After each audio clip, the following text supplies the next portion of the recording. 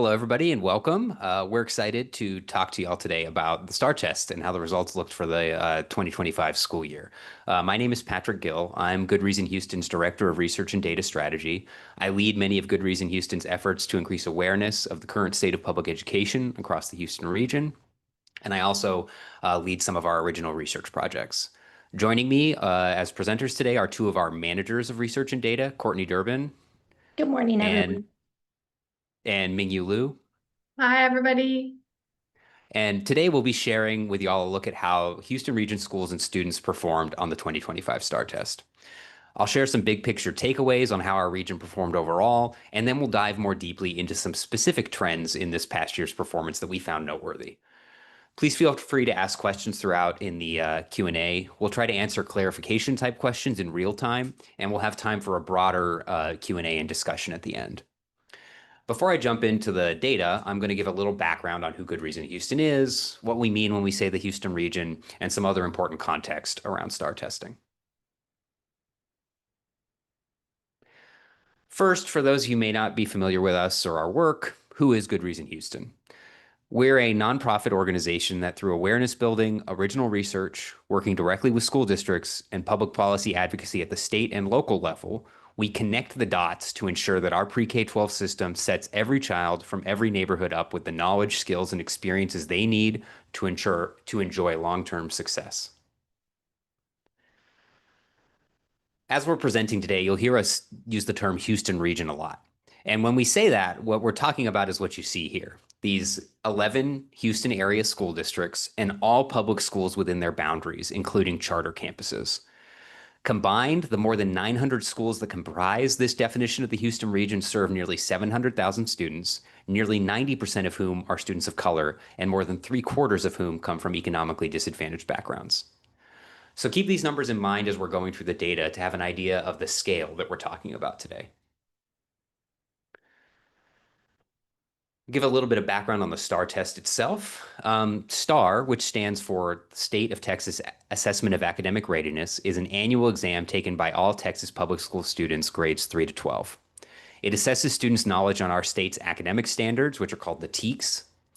And a student's performance on the exams translates into one of 4 performance levels that you can see here on the right. To be considered passing STAAR, a student must score at the approaches grade level threshold, or above.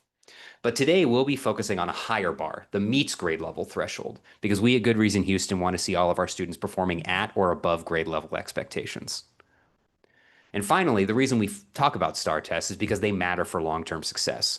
Good Reason Houston's research has found that students who meet grade level standards on STAAR in middle school were more likely to complete college and to earn a living wage within 6 years of high school graduation. So as the last bit of context before I jump into the results themselves, I just wanted to give a sense of the history of the STAAR test and how we got where we are in 2025. STAAR became the state's standard assessment all the way back in the 2012 school year, and students have been taking it ever since. We've had consistent scores over that time with the exception of the COVID-19 pandemic years from the 2019-2020 and 2020-2021 school years when STAAR was either canceled or optional. Otherwise, we're able to track our schools and students' long-term progress over the course of more than a decade because we've used this consistent assessment tool during that time. In the 2022-2023 school year, Texas rolled out a significant redesign of the STAAR exam, which relied less heavily on multiple choice questions and focused more on cross-curricular reading passages. Thanks to the scaling process that the Texas Education Agency uses to standardize STAAR scores year over year, though, these significant changes did not result in a noticeable drop in scores, and we were still able to compare that data over time. Finally, here in the Houston context, in the past two school years, as y'all are surely aware, we've had significant changes happening in Houston ISD as a result of the state's intervention in the district. Superintendent Mike Miles' school reform system, the new education system, has been implemented in 130 campuses across the district and has led to significant academic gains across grade levels in those campuses. We won't be focusing much on HISD specifically today, but do keep in mind that they're the largest district in the region, and so they're a significant contributor to the results you're about to see. And overall, those results look pretty good. Looking at the 2025 STAAR data, I think we can boil down to 4 main takeaways.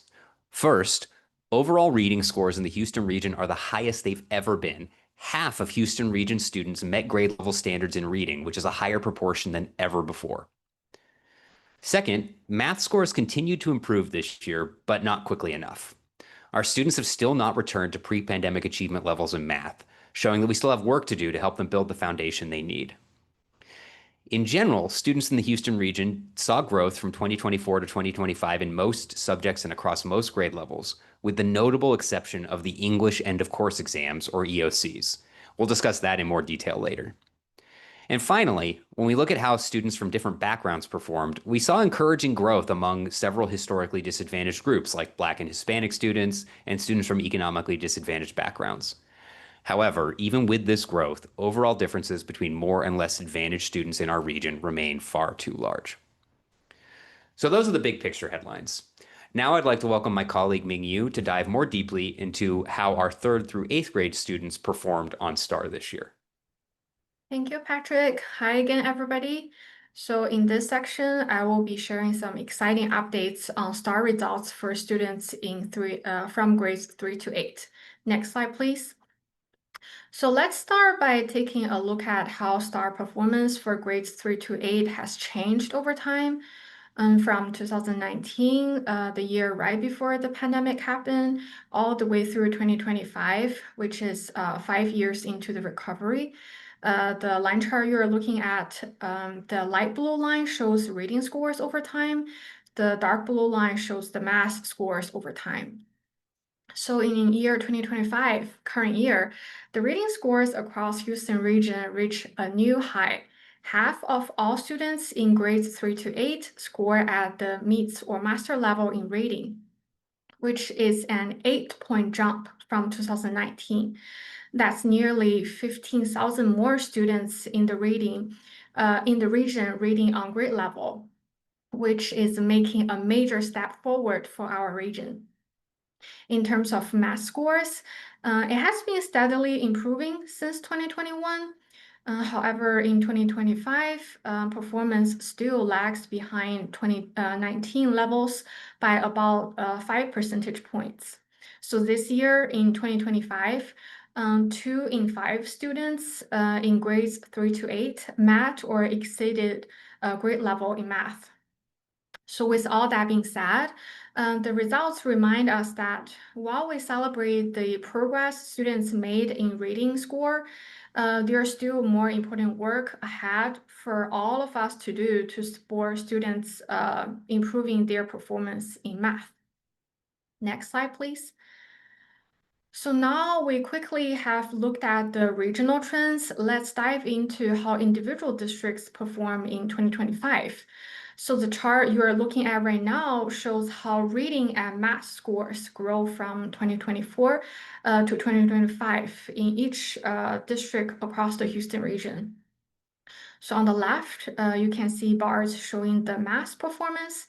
We can see here that most districts in the Houston region saw gains, such as HISD, Keep Houston, Yes Prep.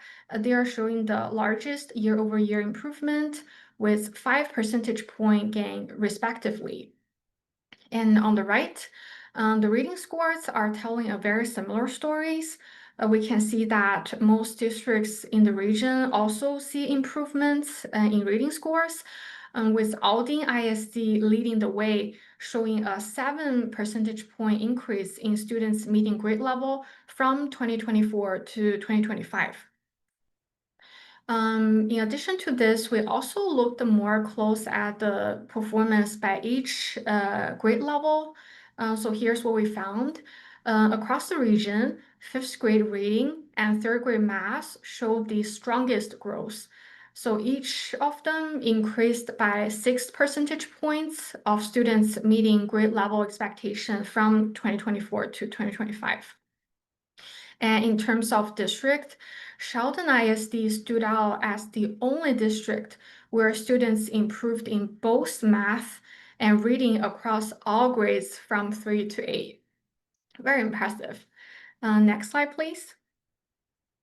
So all these improvements I just mentioned, they are not just limited to the Houston region, We also seeing more students meeting the grade level across the state of Texas and other Texas large urban districts, such as Pasadena ISD, Dallas ISD, which if you want to find more information about this Texas large urban district category, you can look at the slides we share after the webinar. In this slide, there is a footnote sharing all the detail about the district we included in this category.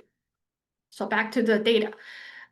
So compare with 2024, the state of Texas saw a 1 point gain in math and 2 point gain in reading in 2025. And then the Houston region made an even stronger progress with 3 point gain in both subjects. And then looking at other Texas large urban district across Texas, they saw average increase of 2 points in math and 4 points in reading. And HISD really stood out by outpacing the state, region, and other Texas large urban district average in reading and math in terms of the growth from 2024 to 2025. HISD posted a 5 point gain in math and 4 point gain in reading, showing some momentum in both areas. Next slide, please. So even with strong growth, STAAR scores for grades 3 to 8 in Houston region are still just like slightly below the state average. Across Texas, 42% of students met grade level expectation in math and 53% in reading. By comparison, the Houston region came in just 2 points lower in math and 3 points lower in reading. And with that being said, the region still outperformed other Texas large urban district by 6 points in math and 5 points in reading. And looking more closely at HISD, its performance was like right in line with the state average. In 2025, 43% of HISD students met grade level in math and 51 did so in reading. So with that, it wraps up the highlights of the STAAR performance for grades 3 to 8 in Houston region. Now I will turn it over to my teammate, Courtney, and she will walk you through the end of course results. Thank you. Thank you, Mingyu. At Good Reason Houston, our goal is to support 45,000 additional students across our region to be on a pathway to economic opportunity by 2028. So as I go through these next couple of slides, you'll hear a lot of emphasis on Algebra 1, and that's actually because our recent post-secondary research found that only 1 in 5 Houston area high school graduates from the class of 2017 earned a living wage after high school, and a lot of that success was linked to taking Algebra 1 in 8th grade because those students were more likely to earn a living wage. And so this Algebra 1 information is comprehensive of any student who took Algebra 1, but what we do know, to put it simply, is that Algebra 1 matters for long-term success. As we look at the Houston region, what we found in 2025 was actually every 1 in 2 students in our region met grade level standards on both the STAAR end of course exam in algebra as well as combined English 1 and 2 subjects. And if you take a look at this line graph, specifically the dark blue line, we saw an improvement in the number of students who met Algebra 1 grade level standards. And this is important because while the percentage of students who met grade level standards are still not above what they used to be, we saw a huge gain, 6 percentage points, in the percentage of students who met grade level standards on the Algebra 1 EOC compared to last year. On the other hand, if you look at the teal line, this reflects English 1 and 2 EOCs. And we specifically saw that achievement declined across the region from last year to this year, and students were 2 percentage points less likely to meet grade level standards. So ultimately, This shows mixed growth and mixed progress. We see that English scores remain above pre-pandemic levels. However, that decline is an early warning sign for us to renew focus on literacy supports at the high school level. On the other hand, if we're looking at Algebra 1 performance, it's yet to return to pre-pandemic levels. However, that growth and that jump from 2024 to 2025 is important to celebrate because of its crucial connection to creating pathways for students to take advanced higher level courses and eventually be more likely to earn a living wage. If you're curious about what this might look for your school district, when we compared across our region of both Algebra 1, which is reflected in blue, or which is on the left side, and then English 1 and 2, which is on the right side, we saw that most districts made strong progress in Algebra 1 achievement. And if you specifically look, the blue reflects the positive growth, and the pink reflects a decline from the previous year. We specifically want to highlight Houston ISD and Yes Prep in particular because they showed a 12% increase in the percentage of students who met grade level standards in Algebra 1. Unfortunately, if we look at English EOC achievement rates on the right-hand side, we see a different story.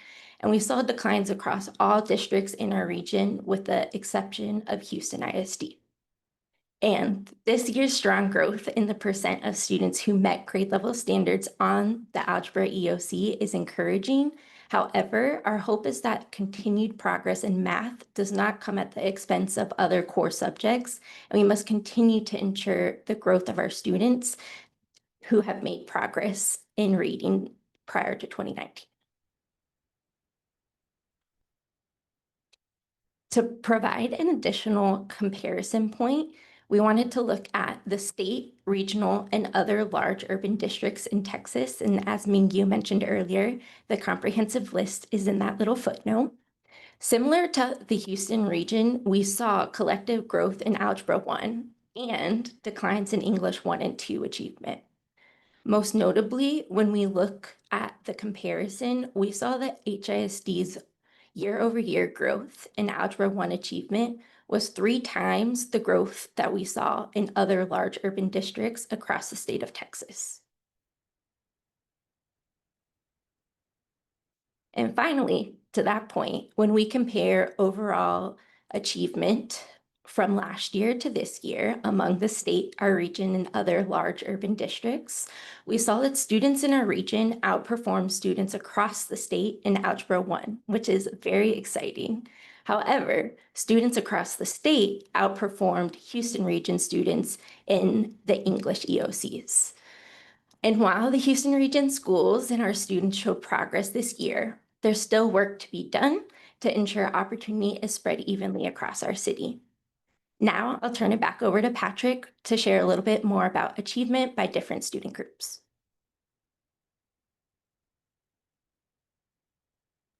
Thanks, Courtney. So now that we've looked at the big picture trends across all students, let's spend a few minutes seeing how students from different backgrounds performed on this year's STAAR tests. Looking at differences across student groups is critical to ensure that we are fairly and equitably distributing resources and supports. The students who need the most support should receive a higher share of our resources. Only through equity can we ensure that all students have access to the quality education they deserve. First, looking at how students from different racial and ethnic backgrounds performed in math, we see here that Black and Hispanic students in the blue and teal grew slightly more than their white and Asian peers in math across all grade levels combined. Though this progress means that they closed gaps with their more advantaged peers somewhat, the overall differences, the overall gaps between the lines, remain far too large and demonstrate the need for continued support and emphasis on quality math instruction. In reading, students from different race, ethnicity backgrounds all grew at similar rates. They were about 1 to 2 percentage points more likely to meet grade level standards in 2025 than they were in 2024. Again, though, we need to continue to focus as a region on ensuring our Black and Hispanic students have the supports and resources they need to perform on par with students from other racial and ethnic backgrounds. Turning now to look at how students from different socioeconomic and home language backgrounds performed in math this year, we saw notable growth among students from economically disadvantaged backgrounds, closing gaps with their non-economically disadvantaged peers by 3 percentage points. However, the gap between emergent bilingual or EB students and non-EB students actually increased in 2025 as non-EB students' performance increased while the performance for EB students in math remained flat from 2024 to 2025. We saw similar trends in reading. Gaps between students from economically disadvantaged backgrounds and those from non-economically disadvantaged backgrounds closed somewhat, while gaps between EB and non-EB students actually grew. Um, this trend of inconsistent progress for our emergent bilingual students is one that we should be aware of and concerned about. These students represent more than 1/3 of students in Houston schools, so ensuring that they thrive is vital to our region's long-term success and ensuring that we are setting students up with the experiences they need to be on that path for economic opportunity that Courtney mentioned. And that concludes the data portion of our presentation. To recap our main findings, our analysis showed that first, reading scores are the highest they've ever been in the region, reflecting the incredible work of our students and educators each and every day. There was also continued progress in math, but we still have more work to do to return to and exceed pre-pandemic math performance levels. Third, we saw fairly consistent growth from 2024 to 2025 across grades and subjects, except in those English EOCs, where we saw kind of a universal drop across districts this year. And that emphasizes the it emphasizes that we need to refocus our efforts to ensure that we are providing adequate literacy and reading supports for students in high school. And finally, though many student groups made notable progress compared to their more advantaged peers this year, overall gaps across student groups remained far too high and highlight the need for a continued emphasis on the equitable distribution of resources to ensure that all students have access to what they need in order to thrive and succeed. We've got decent amount of time left here, so I'd love to turn to Q&A. We'd love to hear any questions or thoughts y'all might have on the data we just shared.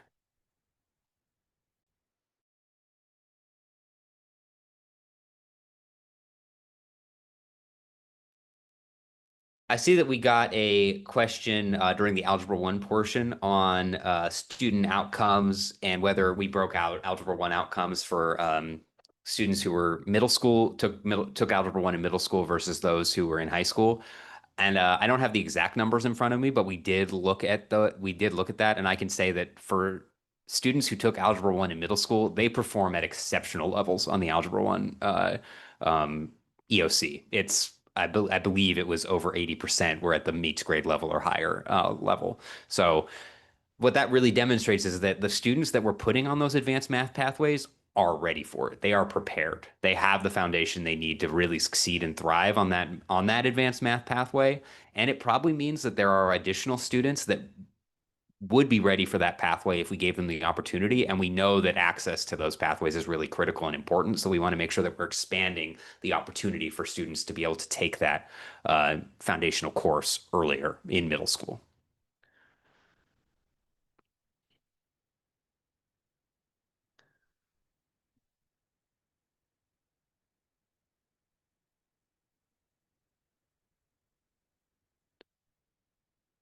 I'll really quickly respond to Lance's question about TELPAS. That is not something we've historically looked at Good Reason Houston. But I can say that given what we see in the STAAR results this year, it is probably something that we should consider looking into because we want to make sure that we're providing appropriate supports for our EB population.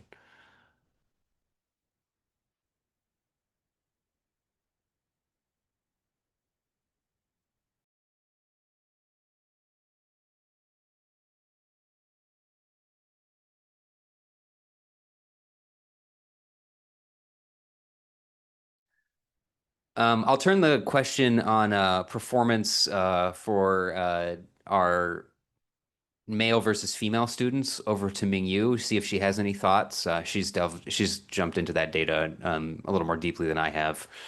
Mingyu, do you have any thoughts on how those comparisons are?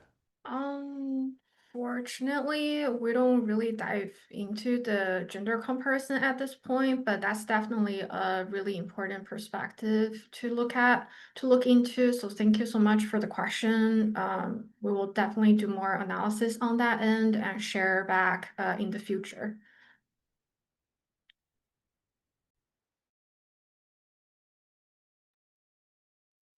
And to answer Dr. Jackson's question about do we have data from SPED students? Yes, we do. We did not include any of that in the presentation today, but we do have all of the results you saw today broken down by that. So if that's something you're interested in seeing, please feel free to follow up with us, and we're happy to share.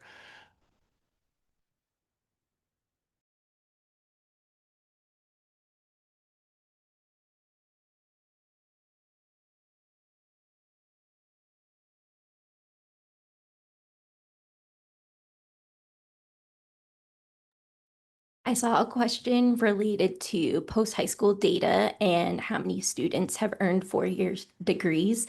We do have that information, and I'm going to link to our post-secondary report so that way you can get that specific information that's broken down by certificate, 2 year programs, and 4 year programs.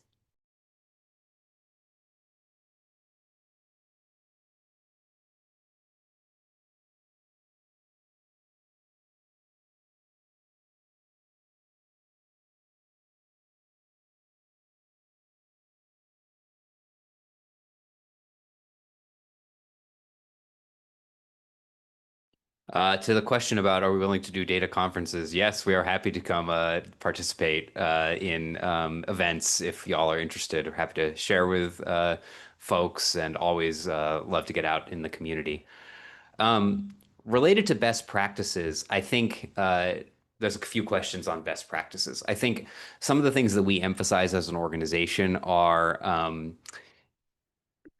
ensuring that all students, all districts, all schools are utilizing high quality instructional materials, that research-backed curriculum is in front of students every day, and that the educators that are delivering that material are properly trained and in those materials. We want to make sure that educators have the resources and supports they need to deliver the high quality instructional materials each and every day.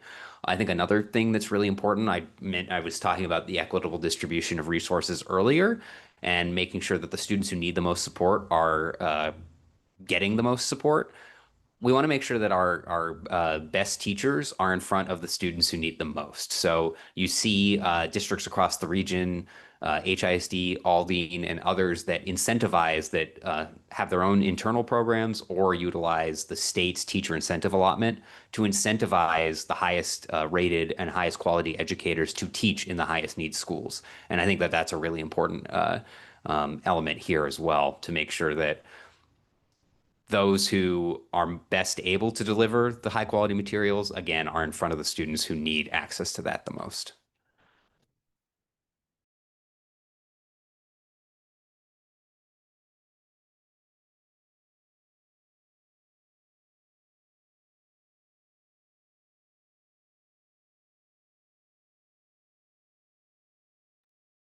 Yeah, this question that just came in about living wages 6 years post-graduation. I believe Courtney linked to the study in the chat, but the threshold we used was the it's calculated by researchers at MIT, and they update it every year. But it is we use the estimate for Harris County from MIT for a individual household, an individual earner with no dependents. And that amount for 2023, because we're talking about the class of 2017, 6 years after high school, so 2023 wages, was just about $42,000 a year. And a living wage covers, by MIT's definition, covers everything, the basic stuff you need to live, such as transportation, housing, food, clothing, stuff like that. It doesn't include anything like savings or um, you know, entertainment or anything like that. So there are even that threshold, I think you could argue is too low, but that is the threshold we use to assess whether at least our graduates are earning the base level that they need to live in Harris County.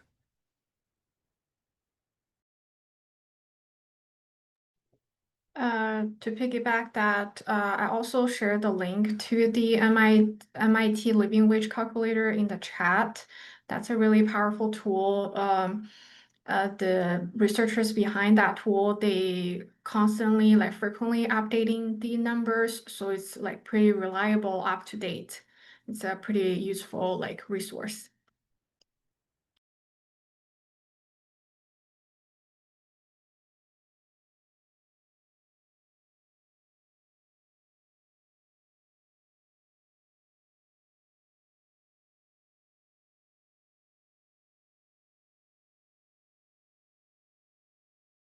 I see there was a question on the decline in reading scores, and in the context of the Houston region, I think this is really applicable to the English EOCs, as we've discussed. I would love to, we're data people. We're not in the field every day, right? Working with students. So I would love to turn it back to y'all, the audience, who are the experts that are in the field working with students every day. If you have any theories about why you think that those EOCs in particular dropped this year, because we can look at all the numbers, but it doesn't really tell us. They don't always tell us the why, which obviously in this case I think is really important. So if y'all have any insights, we'd love to share them out with the group here.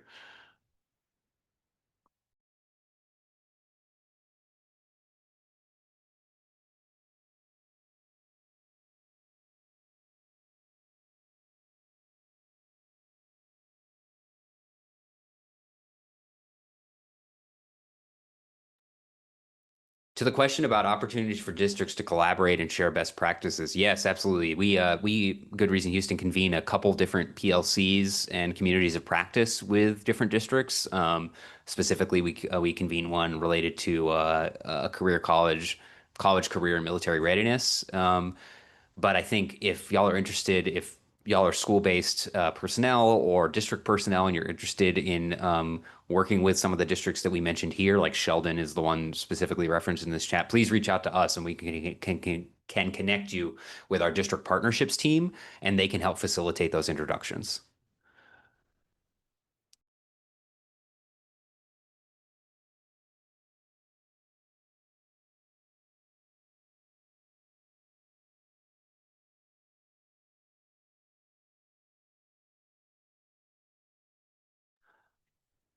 In terms of the question about what can families do with this information on STAAR and school leaders, I think it's really important for school leaders to make decisions based on their data in terms of how they're allocating resources within their buildings, understanding that if, for example, third grade reading scores aren't where they want them to be, then we need to make sure that we're investing resources in that area next year and making sure that that's like an area of focus. And we can use data to pinpoint what those areas of focuses are. For the region, I think clearly the two things I would emphasize are English EOCs and then supporting our emergent bilingual students, like seeing that their scores did not improve at the rates we would like. I think that should be a red flag for us. And that means that school leaders, district leaders, I would like to see that be an emphasis in the coming years to really make sure that we're providing the supports that those students in particular need.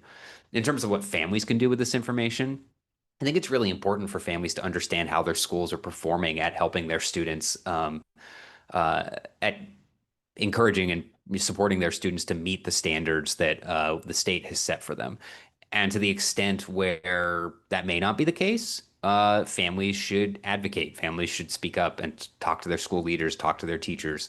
To the extent that it is happening, I would love to see families celebrate that and talk about it. But I think that, again, just like with school leaders, the use of data is really critical for families to make important decisions about their children's education. I have a 5-year-old who's about to start kindergarten, and I know that this is the kind of stuff I'll be looking at for him as he goes through his educational career over the next dozen years. So.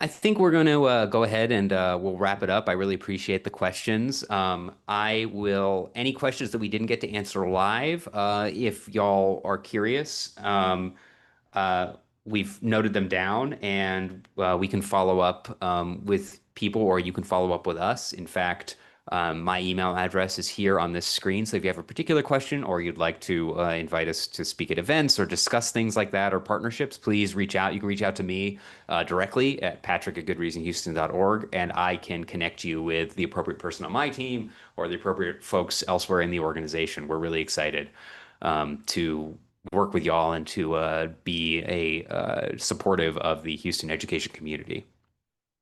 Uh, so thank you all so much for your time. The research and data team here is super excited to share work with y'all in settings like this. And again, we'd love to connect with you and your organization if you have particular questions or interests. So again, you can email me directly at patrick@goodreasonhouston.org, and I'll connect you with the right person.